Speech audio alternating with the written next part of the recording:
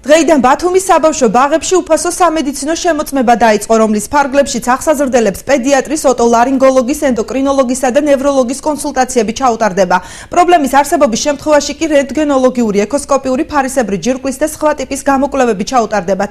დაავადებათა პრევენციისა და პროფილაქტიკის პროგრამა წლის ბოლომდე გაგრძელდება. ამ დროის განმავლობაში აჭარაში 10276 ბავშვის გამოკვლევა და მონაცემთან ბაზის შექმნა იგეგმება. პროგრამის ფარგლებში გასულ წელს 2744 სკოლამდელი ასაკის ბავშვი იქნა გამოკვლეული, რომელთა 20% სხვადასხვა სახის პათოლოგიები დაუდგინდა.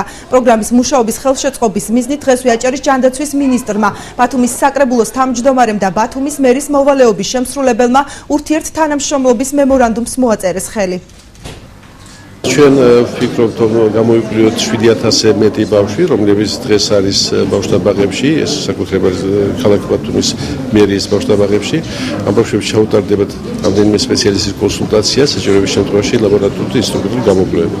ეს იქნება პირველი ეტაპი, ამის შემდეგ გაკეთდება ანალიზი, თუ რა დაავადებები ხდება ძირითადად ბავშვები და დაიგეგმა მეორე ეტაპი ღონისძიებებს, რომ თითოეული ბავშვს ჩაუტარდეს ის სამკურნალო სარეაბილიტაციო ღონისძიება, რომელიც ჭირდება მას ჯანმრთელობის აღდგენისთვის.